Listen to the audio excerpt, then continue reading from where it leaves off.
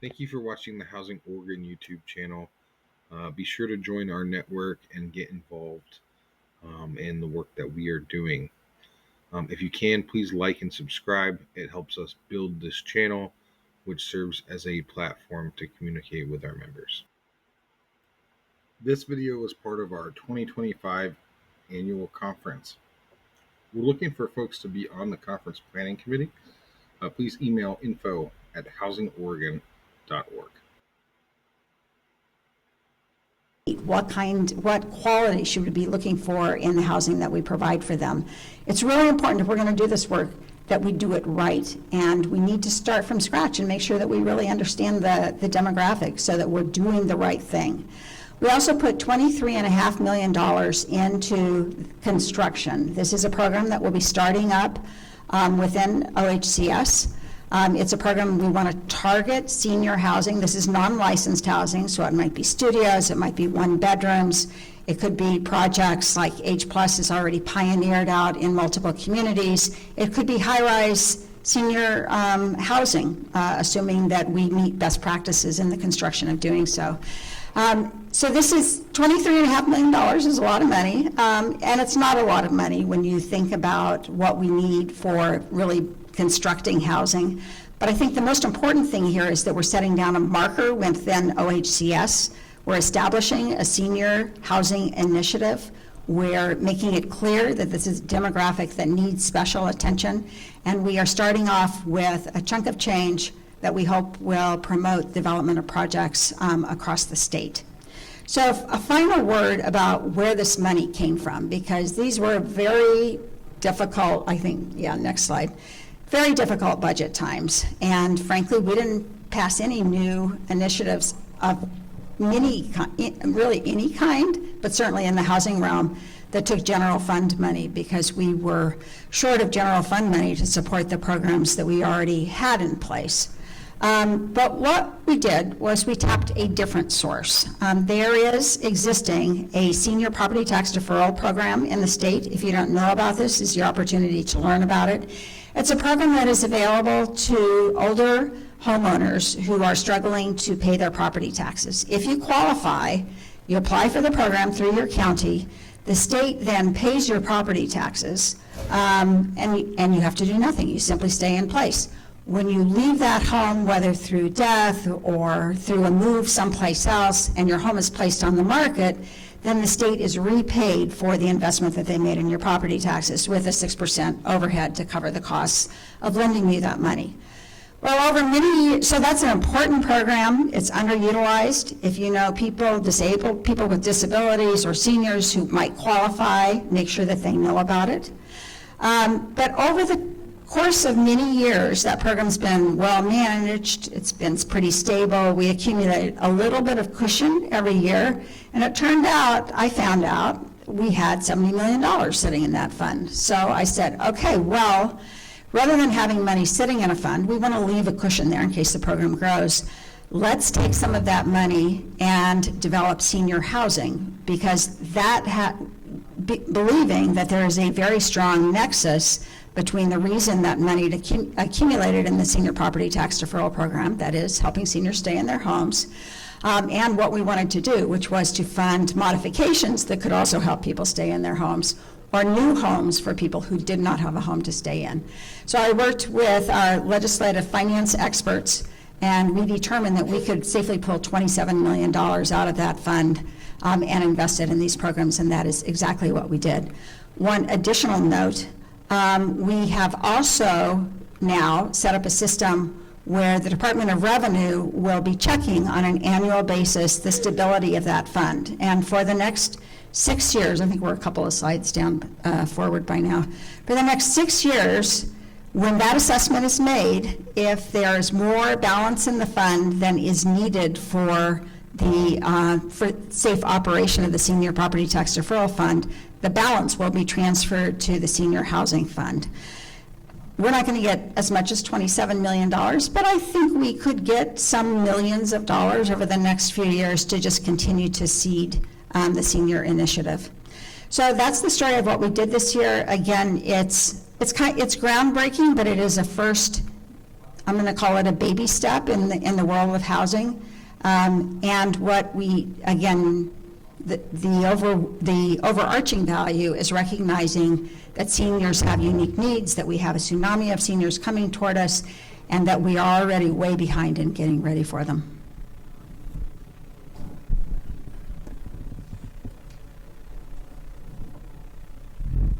Thank you, Rep. Marsh, for all of that creativity and innovation.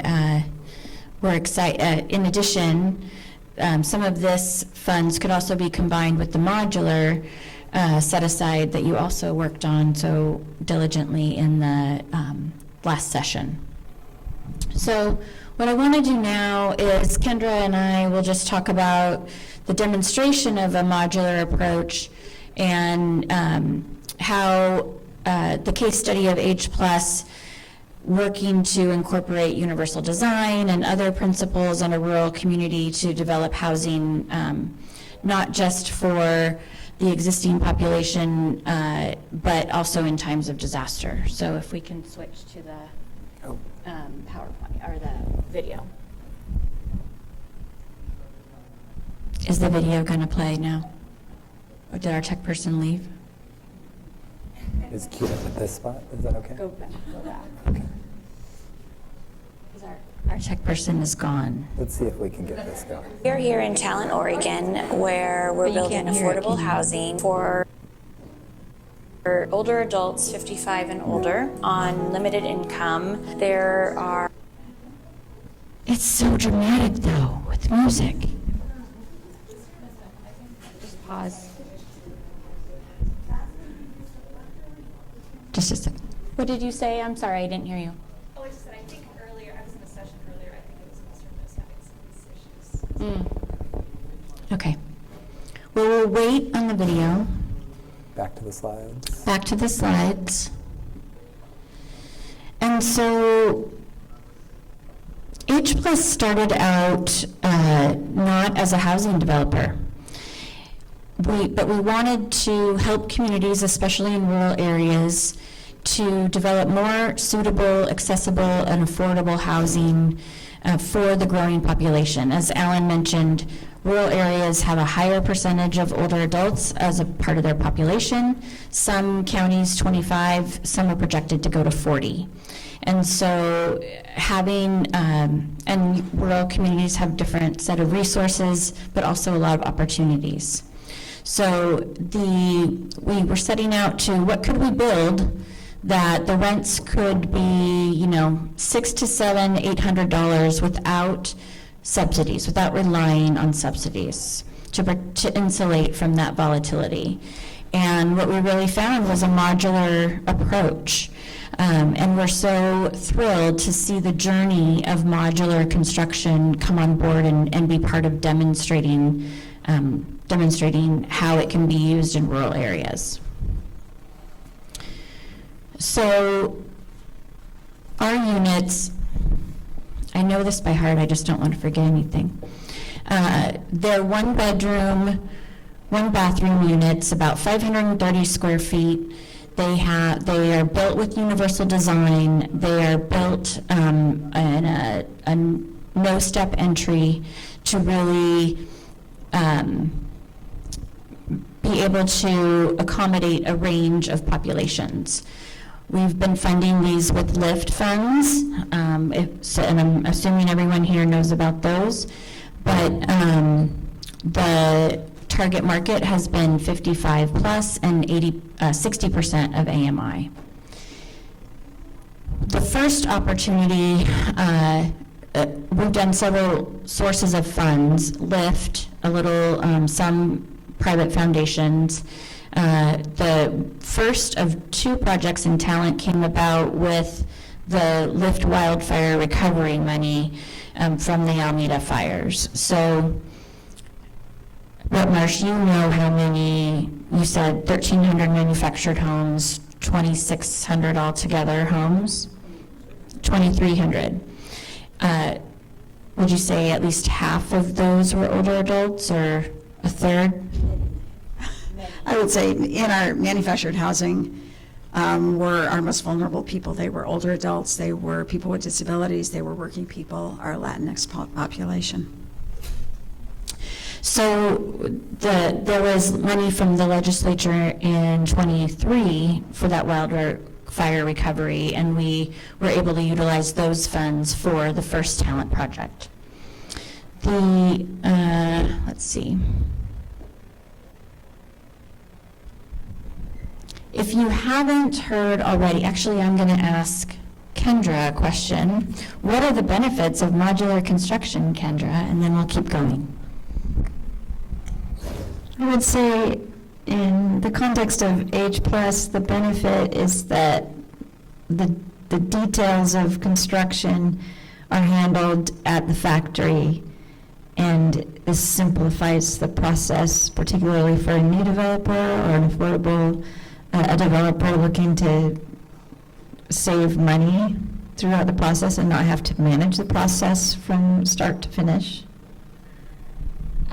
Absolutely. We would not, as a small nonprofit, be able to be a housing developer without a modular approach. It has cut down the number of subs.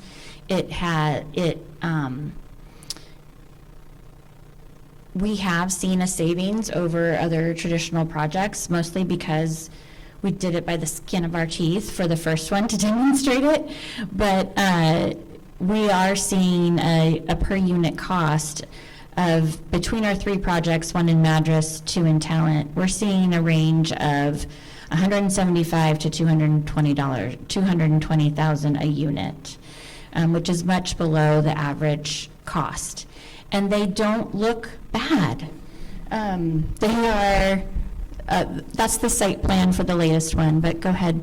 So we put 2 mods together to make a duplex in a cottage cluster, and also arrange the cluster in a way that builds community. People are facing each other, people have sight of each other.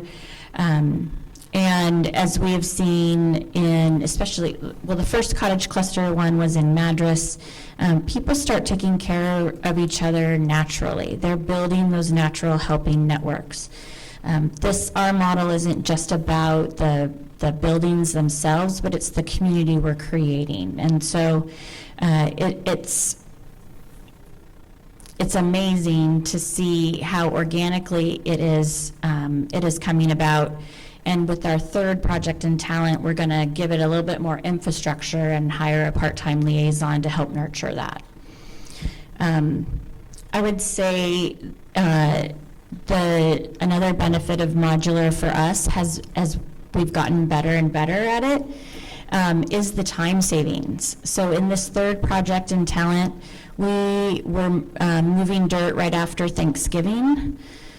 So last week of November, first week in December, the units themselves were done and placed in June. So the foundations were ready. We placed them in June. We are now just finishing the landscape and about to apply for certificate of occupancy. So 10 months, and we have 26 new homes. And that just gives me so much hope and personal gratification that we can do these to scale. We can do these in smaller or larger, but it's not that hard. If a small nonprofit can do it, then we can do it as a community. So, would you like to add anything else about the mod? Well, in this case, we have pretty much a standardized design, so now Stephanie can just call us and order a duplex. Well, and that standardization is good for everybody. It's good for the factory, it's good for us. We have taken a universal design approach and an adaptability approach to these. So we have our ADA units, but all of the units have the turning radius, all in the bathroom. All of the units have grab bars. All of the units have wide hallways and zero-step entry. So I think we've been throwing around throughout this whole conference, how expensive is it to do it this way? It's really not. I mean, we had never done it any other way, and we're still below typical construction.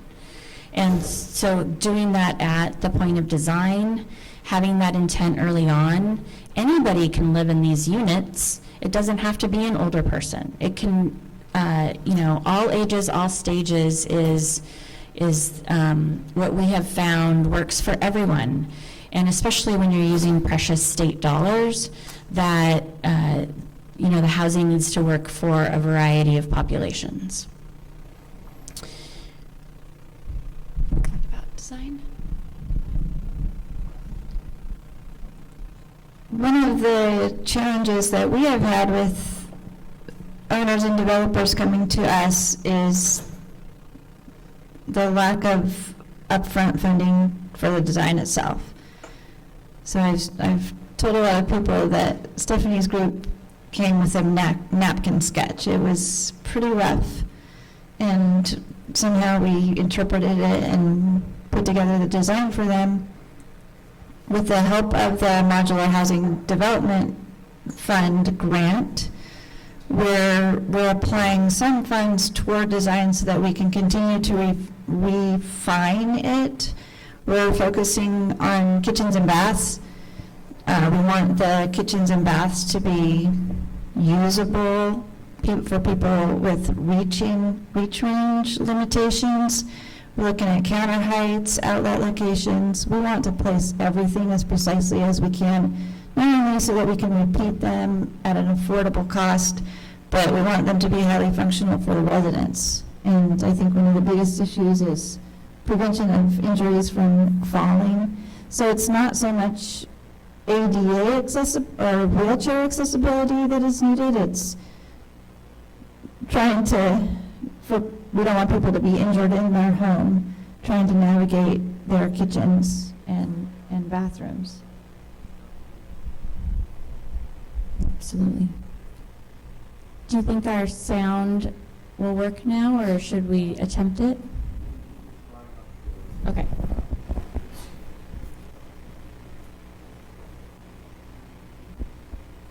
Are more older adults in rural areas we're here in Talent, Oregon, where we're building affordable housing for older adults 55 and older on limited income. There are more older adults in rural areas as a percentage of the population than other areas, urban or suburban. We've built awareness about the changing demographics and the needs This of video is on older our adults website and the at overall hplus.org housing if you want stock to go gaps. look at Here it. in But Oregon, we simply don't have enough housing. And not just the story of what we're trying to achieve for older Oregonians, but how modular construction can be applied in times of disaster, and how quickly we can recover if we have these designs in place with the capacity building funds that have been utilized, and especially now, as I was thinking in one of the past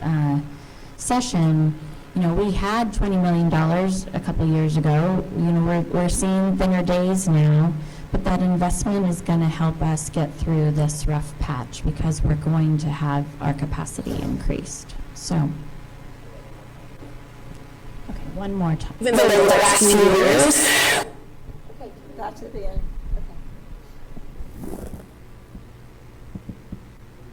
We're here in Talent, Oregon, where we're building a Oh, sorry. Yes, I'll let you do that.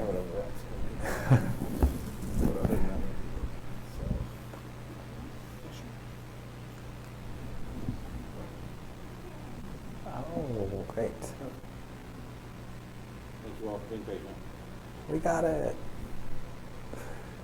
We're here in Talent, Oregon, where we're building affordable housing for older adults 55 and older on limited income. There are more older adults in rural areas as a percentage of the population than other areas, urban or suburban. We've built awareness about the changing demographics and the needs of older adults and the overall housing stock gaps. here in Oregon, we simply don't have enough housing. And even over the last few years, we have created more housing to the tune of over 27,000 units of affordable housing. Some of our most important work is in front of us.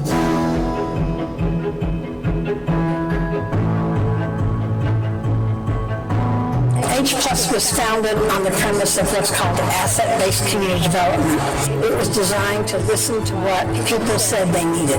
One of the things they needed was accessible, affordable housing. That's how we came to be a developer of housing. When we looked at the landscape of building affordable housing, the prices per unit were skyrocketing. While you may look at rural Oregon and you think there's a lot of land, there's not always land that has infrastructure. It makes it very expensive and not pencil out for a project to be there. We have a great advantage with a statute in Oregon called SB 8 that allows for land that is commercially zoned to be able to have affordable housing built on it without having to go through a very expensive and long rezoning process. We're here in August today celebrating the grand opening of new affordable homes. This project was 6 years in the making. The builders were here, the city was here, the board was here, people that helped us all along the way with financing, with regulations, with construction. We had tremendous support from the city of Madras in fee reduction and working with us on codes, and I just really want to thank Nick Sneed and his team at the city because it has made a world of difference. One of the things that helps build community is developing an environment in which that's encouraged. It's pretty hard to ignore your neighbor or neighbors. We kind of kitty corner across. You watch this part up here and I watch back there. The stress took out a lot of my short-term and long-term memory. And so I use a notepad, or she reminds me and tells me. I remind her for another person over here too. She's a good cook too, if you can't tell. We have a very good rapport with everybody here. I enjoy talking with people. The people that live here now have the opportunity to create community for themselves. And inviting them to become a part of a venture is how you build community. Age Plus is opening some affordable housing units in Talent. There are 22 units available, each with 1 bedroom, 1 bathroom, and in-unit laundry. We have all universal design principles incorporated into the units, so that means wide hallways and wide doorways. Anybody that has mobility challenges has all the room they need to move throughout the units. If all affordable housing was being built using universal design, we'd be in a much better position for all of our affordable housing to be useful for all ages at all stages. Age Plus is also prioritizing the applications of Alameda fire survivors. In September 2020, our community was overtaken by the Alameda fire. We are a wildfire region now in climate crisis. We were able to evacuate to where we were safe. I didn't unpack for 2 weeks because I wasn't sure we were going to have to run again.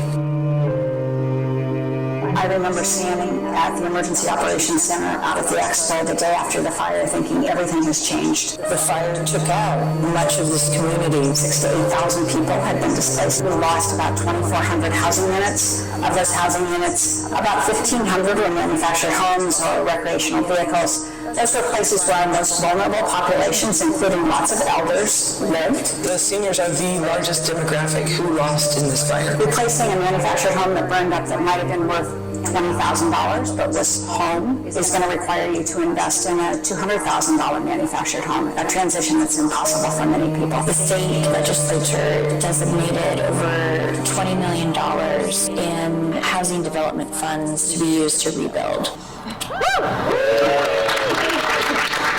H Plus has built this wonderful facility at affordable rates. The benefits of modular units, besides the cost, you can also accelerate the amount of time to actually get the units up and running. On this project and our next project, we're working with Blazer Industries. They have really set the standard in modular construction. A company like Blazer can build an ADA an accessible unit for people very quickly and get them into the type of housing that they need. Buildings are built in a facility and then shipped here and put on real foundations. It shows how quickly units can be put on the ground and occupied. Being able to place them on 2, 3 relatively small acreage parcels is a model that we can use for seniors. It's a model that we can use for people coming out of homelessness. It's a model we can use for students. We need to get everybody looking at what's been produced here, and we need to figure out ways to do it at scale. H Plus and some of the partners have been able to create the core meaning of housing, which is quality of life and connection. We know that as a state, we are all better off when all of our community members have a safe place to call home. This project isn't just about the structure. It's about the relationships in the community. It's about getting to know your neighbors, being able to see familiar faces in and around your community. It's amazing to see the changes and the development. This has been an amazing journey with this incredibly heart-filled organization. Projects like this are critical to keep communities alive. The biggest bonding experience you can imagine. The whole community is closer because of it.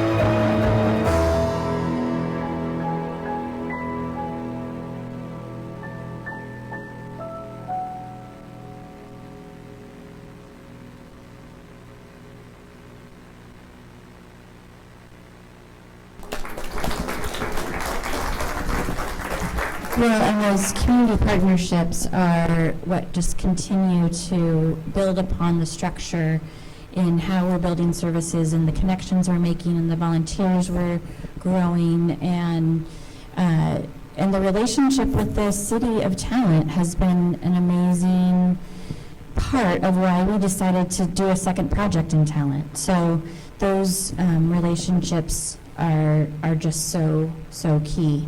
So I think we can open it up for questions unless there's anything else you guys want to add first. Julie? Sorry, I just have to ask because I find often that when we talk about modular housing, it's there's a dismissive response as if it's not real housing. And I'm wondering if you could speak to that in terms of like how long does it last? Is it built with materials that are sturdy? Those kinds of questions that I feel like I run into often. If you want to see firsthand if it's real, walk through the Haven prototype that's on display in the Hall E. So modular is built to same code as site built in Oregon. It's Oregon Residential Specialty Code. We use whatever materials the client wants, so we can build basic. Blazers, we go overboard a little bit. We tend to engineer a little bit. We're not the least expensive. As far as energy efficiency, Oregon codes are very stringent, so we're already required to build to high standards across the board. We also have to comply with the regional requirements and climate zone requirements. That answer your question? I shared this with earlier today in the modular breakout, but assuming you weren't there, we have passed legislation in Oregon that requires cities to allow manufactured homes and modulars to locate in any single-family neighborhood because we want to directly take on that stigma that's really been associated with that. I mean, they will be subject to the design qualifications that apply to any other kind of construction, but you can't put special requirements on a unit because it's modular or manufactured home. Our intention is to see these units used interspersed within our neighborhoods and to eliminate any kind of barriers to developments like this one. Just to add, the modular buildings are set on a concrete stem wall foundation. We can set it as low to the ground as possible so that in Stephanie's, in H+'s case, they're pouring concrete directly up to the front door with some slope for drainage.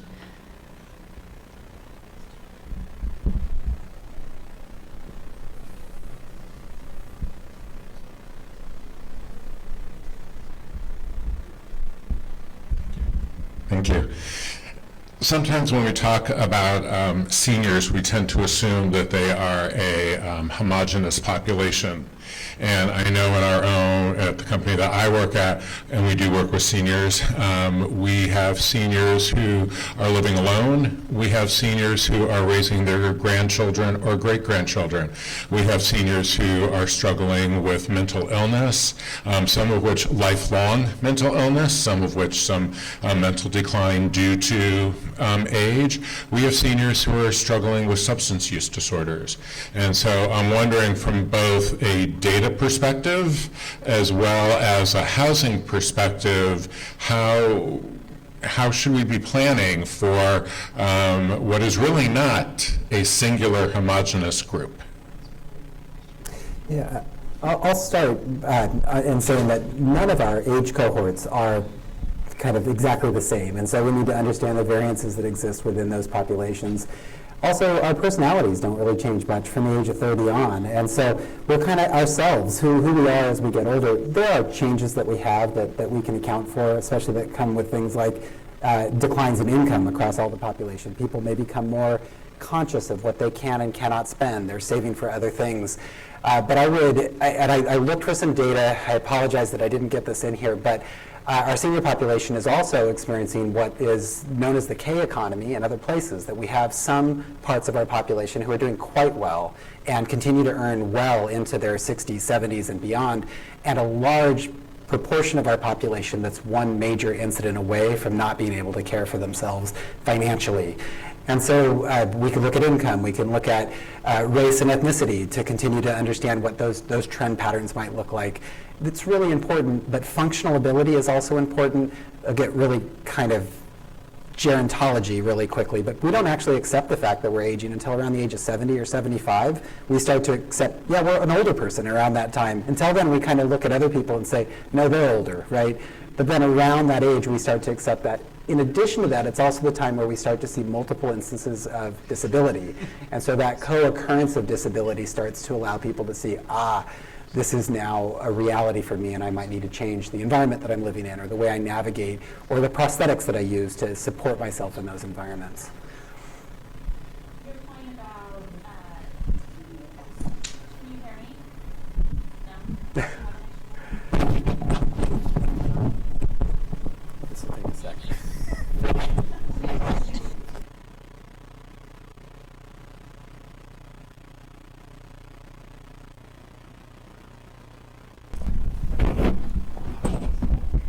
The point about older adults and substance use disorder, anxiety, and depression, they're the fastest growing population to experience these.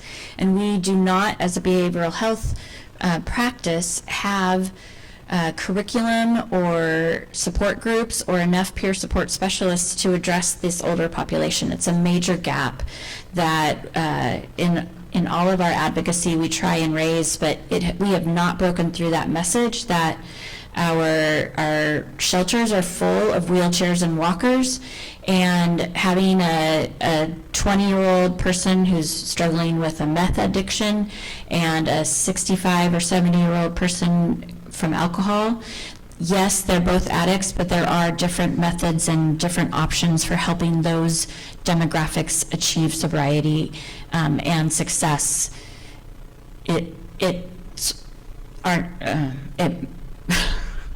It's very frustrating that whether people aren't looking at the data, whether the data is not being collected, or if it's just good old-fashioned ageism, we are not seeing the negative effects of our mental health system and how it's affecting or not helping our older adult population. Either they're not getting access, they're not asking, people aren't reaching out, they're invisible, and they're suffering.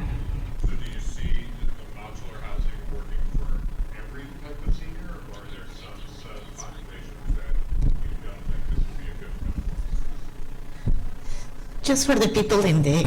I think it depends on how you wrap around people. The housing itself, modular, it doesn't matter if it's stick-built or modular. When you're trying to help someone with a mental health challenge, you have to have the services and the community around it.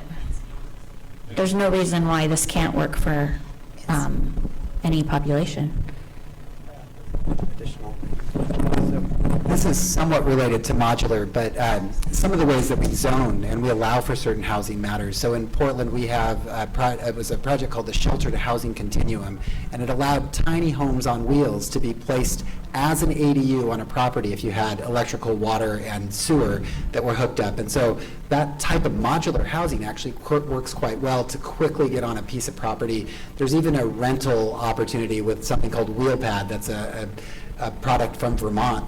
But that idea of quickly getting somebody into a home that doesn't require a months-long kind of building process, and even with modular, it's a little quicker. There are modular homes on wheels that could kind of get to that place where if there was a community member who is housing rich but cash poor, but wanted to open up their home for one of their accessory dwelling units, essentially to be a tiny house on wheels, that's a quicker way of helping that particular individual. So how do you deal with municipalities who have run against the wall of their infrastructure no longer can support any more construction? Because my city, Aurora, now has a building moratorium, and I know Silverton has one also, that these high-density units just don't fit into their town anymore because their water and sewer systems are at capacity. Well, I don't have an answer to that from a land use standpoint, so I'm sorry. She's going to take a shot at it. First of all, while you certainly could have senior units or modular units that are high density, the kinds of projects that you're seeing today are not what I would call high density. It's really pretty low density. If your community has a moratorium on any kind of development at all, including another ADU, clearly there's an infrastructure crisis across the state. We have water systems and sewer systems and roads that are far too limited because we haven't invested in them. So we are struggling with that at the state level to try to figure out how to isolate infrastructure monies that can be used just generally to help a town catch up, and then to dedicate infrastructure funding that goes with a specific project. So there may be opportunities. We are setting up a program within Business Oregon right now that will be infrastructure that is attached to housing. So if you come to me with a project of 30 units and you need a sewer upgrade, that's a perfect candidate for that kind of investment. We got to grow housing. So the first priority is infrastructure that attaches to that housing. But certainly recognize it's if you look at start adding up the investment needs that cities are demonstrating across the state, you get into the billions pretty fast. Hi. Either from the developer perspective or the factory manufacturing perspective, what could you share about the cost difference to build homes at the higher accessibility standard? Especially once you've kind of developed the plans and the models, and as you said, you could just place an order and roll another one out. Is there really a difference in the cost if you were building that same unit without the the wider hallways and other features?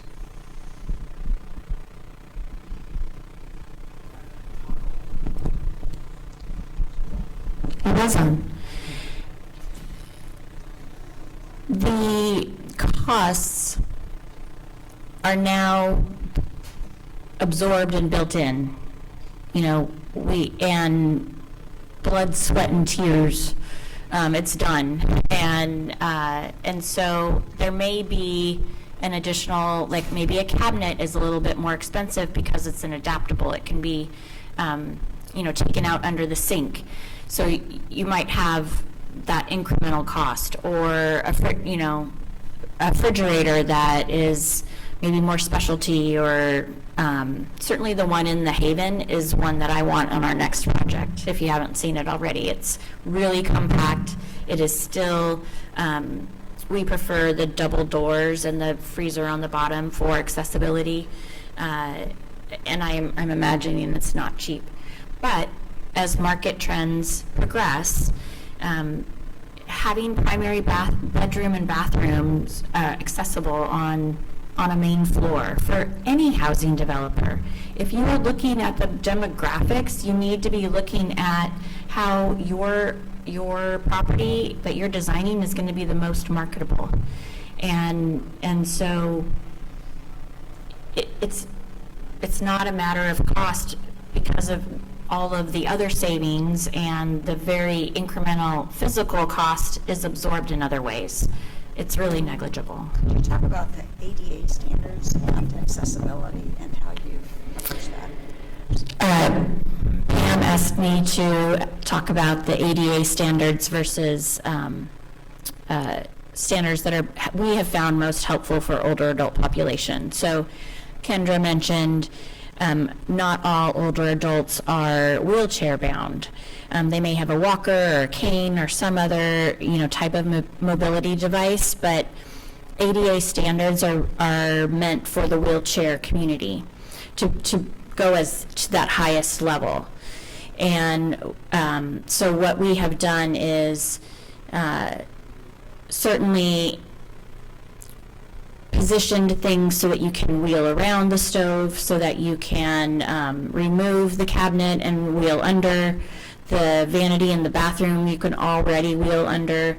Really, aside from, we've in this new design, we're adding like one more bank of storage just so that everything really can be ADA, and then we can, or adaptable, and then work it back if you don't need that. But we can always get there without any additional, some labor to put up a, an extra bar or something like that. But having it all baked in, including the community, including the relationships, is how we will help people age with dignity in community.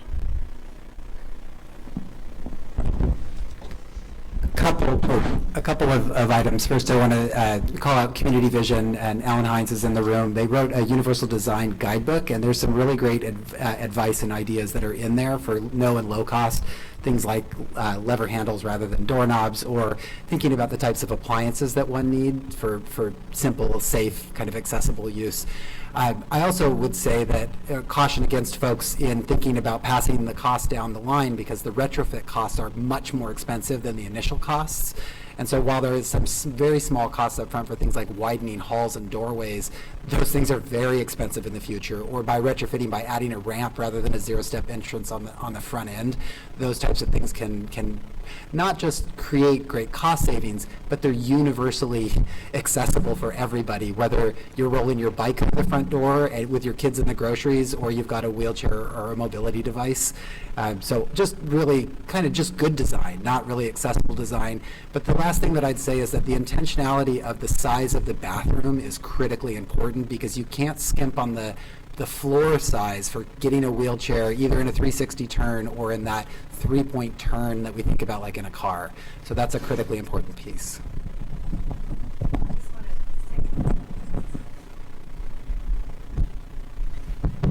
I just wanted to add to, and I have a question for Representative Marsh as well, but to the point about the expensiveness or the cost differential, I talked to two different builders at this conference who both said that I think it's just an old way of thinking, that when you do this at build, it is negligible, that differential in cost. And Lifelong Housing out of Rogue Valley Council of Government has a checklist if anybody is interested, and also some additional ideas. I'll just give a plug for that.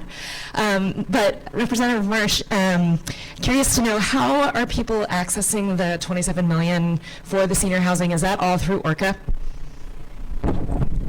That process is being designed within OHCS right now, where I'm scheduled to meet with them in the next few weeks to figure out how we're going to enroll that. But it is going to be it'll have to be an independent process from ORCA itself, because ORCA itself is backed up for the next 2 years, just about. We hope that projects will utilize some money from the senior fund, but also maybe get some money from the ORCA process as well. The backlog we haven't figured out how we're going to deal with that question. And the technical assistance is just going to be critical in terms of helping developers and communities understand how you pair monies, how you look at accessibility issues, how you need to approach property management, which is very specific for both through the application process and for the long-term management process, to make sure that once you have seniors in those homes, that you actually have the right kind of oversight that people actually need. So still to come.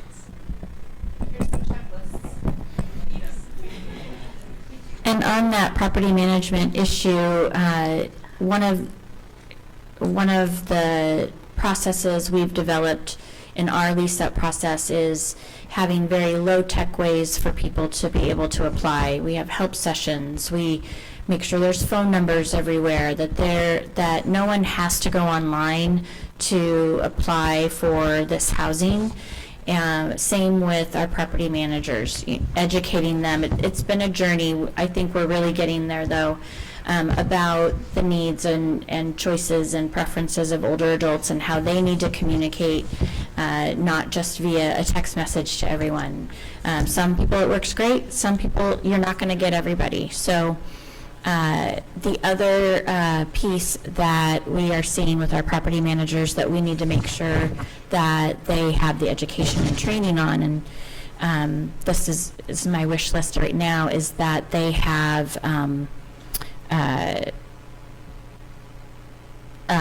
they are mandatory reporters as well, and they also are educated in how to seek fraud and abuse amongst their residents, because that's not ingrained in our property managers, and we've already seen that happen, and we were able to interrupt it, and now we need to prevent it from ever happening again.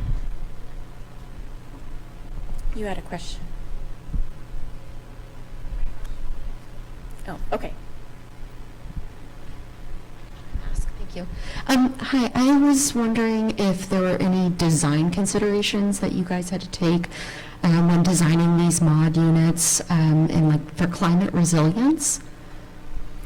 We have looked at I don't know if this answers your question, but we were looking at the landscape, how we can have landscape that takes less water. We are looking at solar panels for the units on the third project.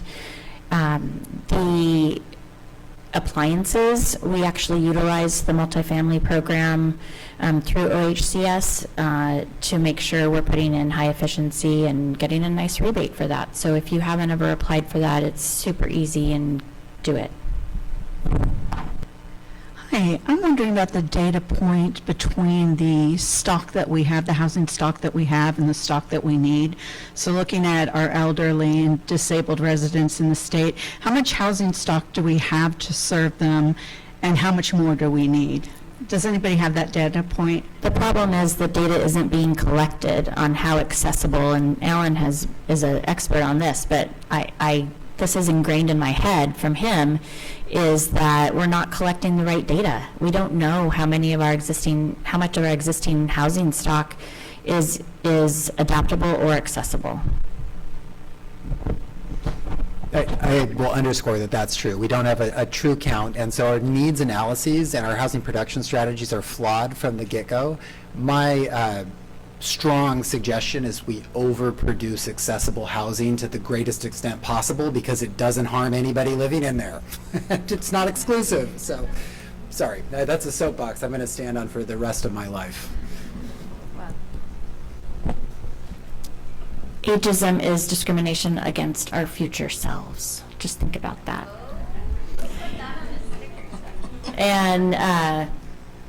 And really, we're talking about a culture shift of an industry that's been around a long time. We're talking about a culture shift that does need to dismantle ageism and break that down, because we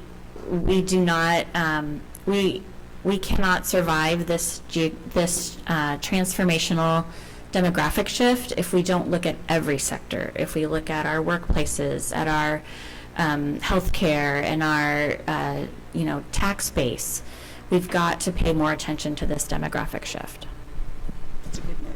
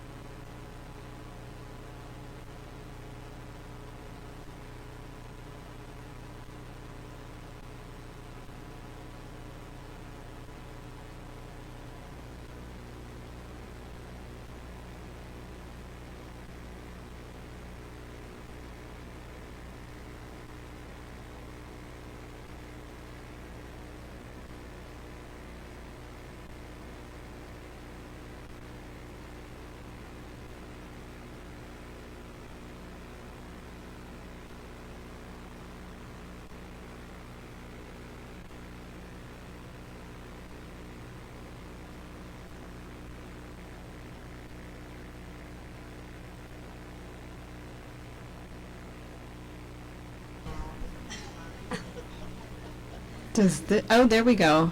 Hi, welcome.